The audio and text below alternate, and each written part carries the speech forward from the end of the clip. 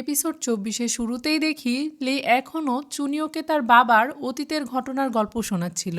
সেদিন মিস্টার ইয়ান আবারও একটা নিরীহ ছেলেকে সেই গেমের ভেতরে প্রবেশ করায়। গেমের ভেতরে প্রবেশ করার সাথে সাথেই গেমের প্রথম এপিসোডে সেই দানবটি ওই ছেলের উপর আক্রমণ করে এবং সেই ছেলেটি সাথে সাথেই সেখানে জ্ঞান হারায় এবং বাস্তব জীবনেও কোমায় চলে যায়। ঠিক তখনই সেখানে চুনিওর বাবা আসে। তাকে দেখার সাথে সাথে মিস্টার ইয়ান রুমের ভেতরে থাকা অন্য সবাইকে বাইরে চলে যেতে বলে। এরপর চুনমিন মিস্টার ইয়াংকে বলে সে এসব কেন করছে। সে জানে যে এই গেমটা নিরাপদ নয়, তারপরেও কেন সে নিরীহ ছেলেপেলেদের এই গেমের ভেতরে ঢুকাচ্ছে। চুনমিং পুরোপুরি এটার বিরুদ্ধে ছিল আর সে চাইছিল এই বিষয়টা যাতে ঠিক করা হয়, কিন্তু মিস্টার ইয়ান এটা হতে দিচ্ছিল না। তাদের মধ্যে একটা তর্ক শুরু হয়ে যায় এবং এক পর্যায়ে মিস্টার ইয়ান চুনমিংকে তার কোম্পানি থেকে বের করে দেয়। চুনমিং যখন সেই কোম্পানি থেকে বেরিয়ে আসছিল তখন তার মনে অনেক কষ্ট ছিল, কারণ সে তার জীবনের 10টা বছর এই কোম্পানিতে ব্যয় করেছে আর এখন তাকে এভাবে বের করে দেওয়া হচ্ছে।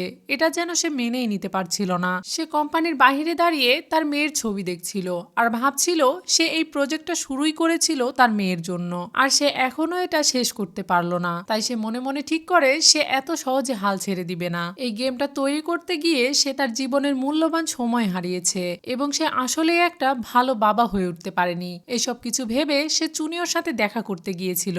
তখন চুনিও স্কুলের দিকে যাচ্ছিল আর তার সাথে কুইংও ছিল। চুংমিং যখন তার মেয়েকে ডাক দিবে ঠিক তখনই পেছন থেকে তাকে জিনু ডাকে। জিনু সেই ব্যক্তি যাকে আমরা এপিসোড 1-এর প্রথম দিকে দেখেছিলাম এবং সে মিস্টার ইয়ান আর চুংমিং এর সাথেই কাজ করে। জিনু মিস্টার চুনমিংকে আড়ালে নিয়ে যায় এবং তার সাথে কথা বলতে শুরু করে। সে তাকে জানায় তিয়ানজিন নামক একটি কোম্পানি রয়েছে যারা একটি 19 ফ্লোর নামে গেম রিলিজ করেছে। আমি খোঁজ নিয়ে দেখেছি এটা কোনো সাধারণ গেম নয়, এটা প্রায় আমাদের ভবিষ্যতের মাইক্রোওয়ার্ল্ডের মতো।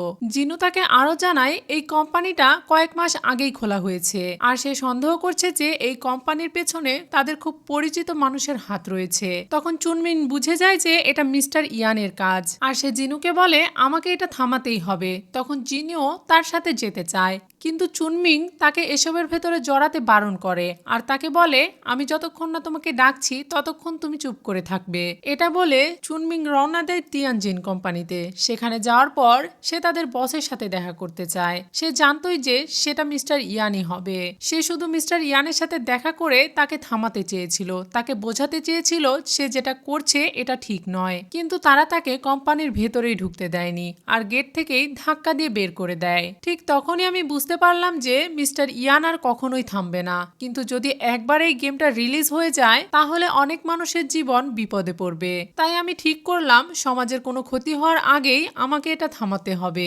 এরপর আমি একটা ট্রাকের ভেতর লুকিয়ে সেই কোম্পানির ভেতরে প্রবেশ করি। এরপর আমি অনেকক্ষণ খোঁজার পরে সেই মেন যন্ত্রপাতির ঘরটা খুঁজে পাই, কিন্তু আমি সেটার ভেতরে প্রবেশ করতে পারিনি কারণ সেখানে কড়া পাহারা ছিল।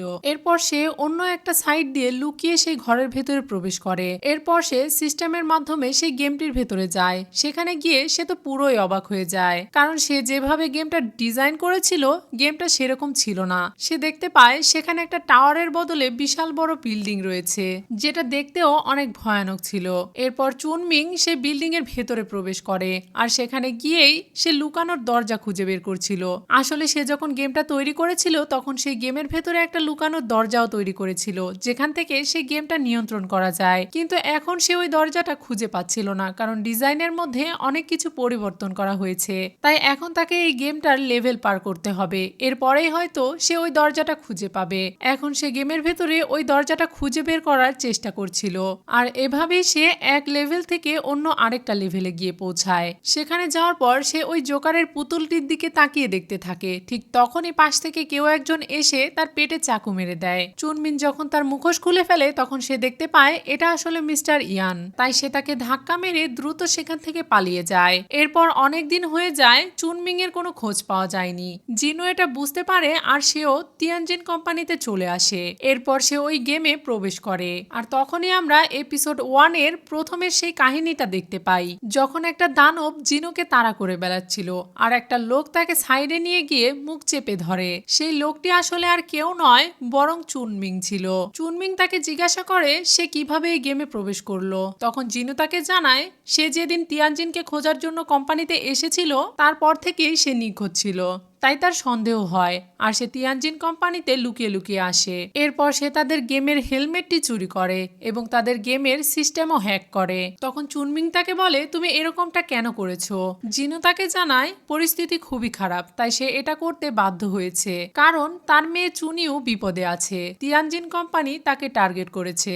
এটা শুনে চুনমিং চিন্তিত হয়ে পড়ে আর তাকে বলে, আমার মেয়েকে এর ভেতরে ঢুকতে দিও না। তখন জিনু তাকে জিজ্ঞাসা করে তাহলে সে এখন কি করবে। ঠিক তখনই সেখানে মিস্টার ইয়ান চলে আসে, কিন্তু সেখানে আসার পর সে তাদেরকে খুঁজে পায় না। অন্যদিকে জিনুকে দেখি, সে গেম থেকে বের হয়ে আসার পর তার মানসিক অবস্থা অনেক খারাপ হয়ে যায়। তাই তিয়ানজিন কোম্পানি তার মস্তিষ্ক থেকে চিপ সরিয়ে ফেলে। এরপরে সে ধীরে ধীরে স্বাভাবিক হয়ে যায়, কিন্তু তার অতীতের সবকিছুই সে ভুলে যায় আর সেই গেমের ব্যাপারেও সবকিছু সে ভুলে যায়। এরপরে তিয়ানজিন কোম্পানি তাদের গেমিংটা প্রচার করা শুরু করে আর বিশেষ করে চুনিও যেই কলেজে পড়ে সেই কলেজের গেটের সামনেই তারা এটার আয়োজন করে, যাতে যেভাবে হোক চুনিও এই গেমটা খেলার জন্য আগ্রহী হয় এবং তার সাথে সাথে অন্যরাও। আর যদি এতেও চুনিও সেই হেলমেটটা না পরতো তাহলে মিস্টার ইয়ান অন্য কোনো পদ্ধতি অবলম্বন করত, কিন্তু চুনিও সেই হেলমেটটা পরে আর সেই গেমে প্রবেশও করে। তখন চুনমিং অন্ধকারে লুকিয়ে চুনিওকে দেখে ফেলে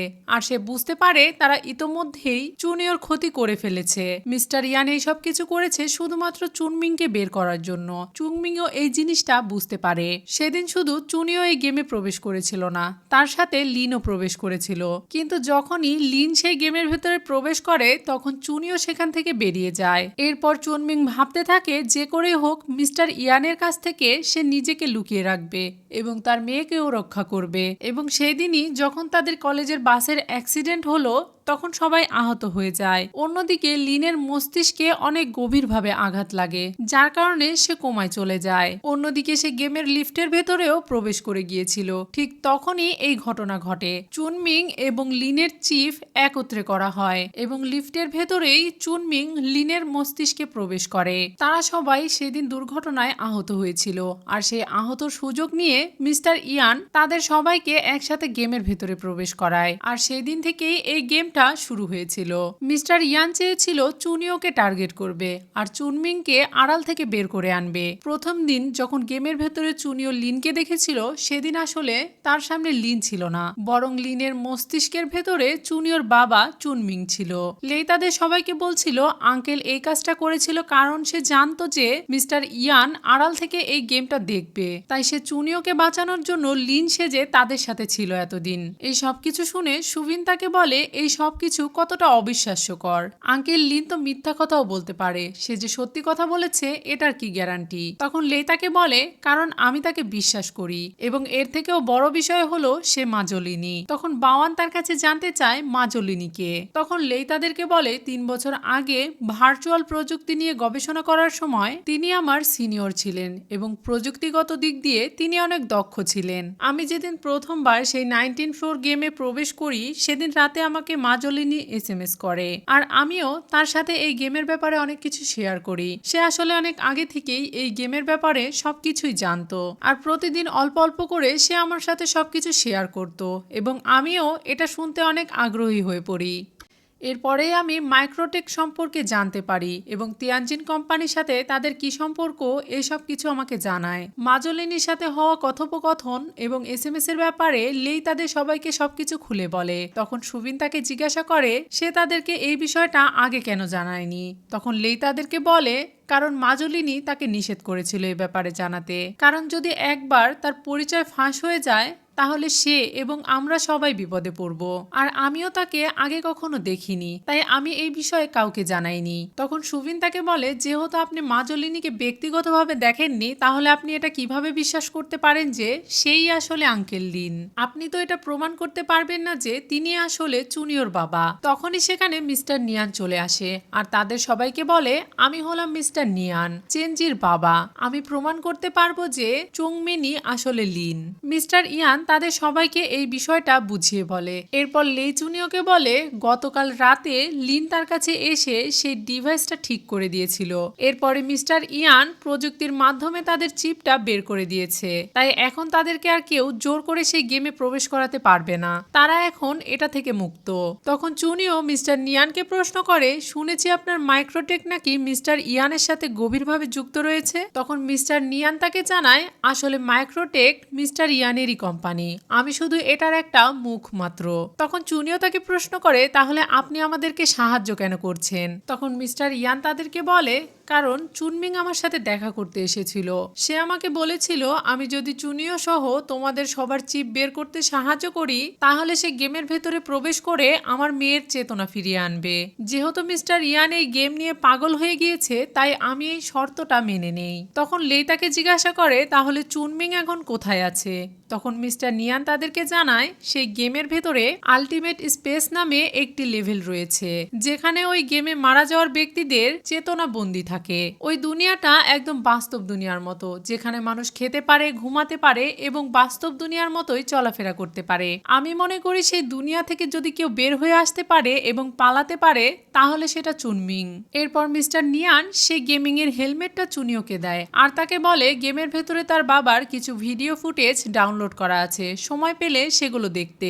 এরপর সে লিনের ব্যাপারে জিজ্ঞাসা করে। তখন মিস্টার নিয়ান তাকে বলে লিনের মাথায় যেহেতু অ্যাক্সিডেন্টের পরে গভীরভাবে আঘাত লেগেছিল তাই সে কোমায় চলে গিয়েছে। এরপর যখন তোমার বাবার চিপ লিনের চিপের সাথে সংযুক্ত করা হয় তখন তোমার বাবার চেতনা লিনের ভেতরে চলে যায় আর সে স্বাভাবিক মানুষের মতোই চলাফেরা করছিল। আমরা আশা করছি তোমার বাবা লিনের চেতনা ফিরিয়ে আনবে এবং তোমার বাবার চেতনা এই হেলমেটের ভেতর রয়েছে। এরপর লেই চুনিওকে বলে তার পরিচয় যেটাই হোক না কেন, সে লিন হোক বা মাজলিনী কিংবা চুনমিং, তার একটাই লক্ষ্য তার মেয়েকে রক্ষা করা। এসব কিছু শুনে চুনিওর অনেক খারাপ লাগে আর সে দ্রুত ওই হেলমেটটা পরে ফেলে এবং সে দেখতে পায় প্রথম থেকেই গেমের ভেতরে কিভাবে লিন তাকে সাহায্য করেছে।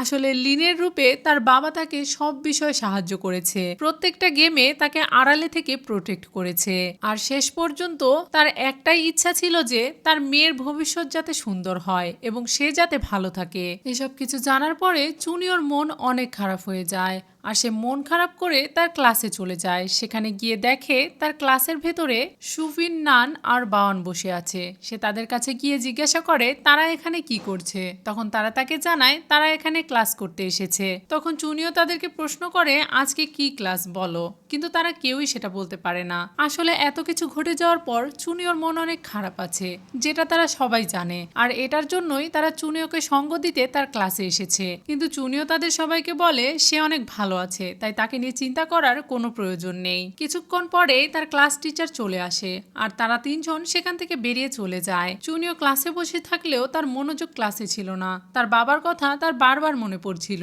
অন্যদিকে লেই ও চুনিওর সাথে দেখা করতে এসেছিল আর সে ক্লাসরুমের বাইরেই তার জন্য অপেক্ষা করছিল। ক্লাস শেষ হয়ে গেলে লেই এবার চুনিওকে নিয়ে ক্যান্টিনে খেতে যায়। ক্যান্টিনে খাবার নেওয়ার সময় চুনিও সেখানে লিনকে ইমেজিন করছিল আর তার বাবার কথা মনে পড়ে যাওয়ায় তার মন অনেক খারাপ হয়ে যায় আর সে খাবার না নিয়েই সেখান থেকে চলে যায়। এটা দেখে লেই খাবার প্যাকেট করে নিয়ে চুনিওর কাছে চলে আসে আর সেই খাবারগুলো চুনিওকে খেতে দেয়। আর লেই চুনিওকে বলে যদি তোমার মনের ভেতরে কোনো প্রশ্ন থাকে তাহলে বিনা দ্বিধায় যে কোনো মুহূর্তে আমার সাথে কথা বলবে। এটা শুনে চুনিও খাবার নিয়ে ভেতরে চলে যায় আর লেইয়ের কাছে একটা কলার সাথে সে চলে যায় তাকে হেল্প করতে।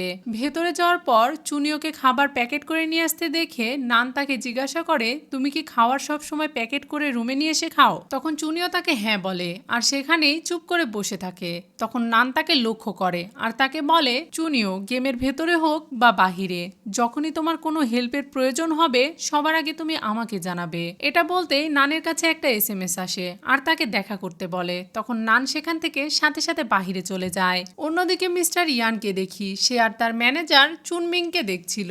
তখন তার ম্যানেজার তাকে বলে এখন তো আমাদের সব সমস্যার সমাধান হয়ে গিয়েছে, তাহলে কি আমরা 19 নম্বর ফ্লোরে সেই গেমটা আবার শুরু করতে পারি?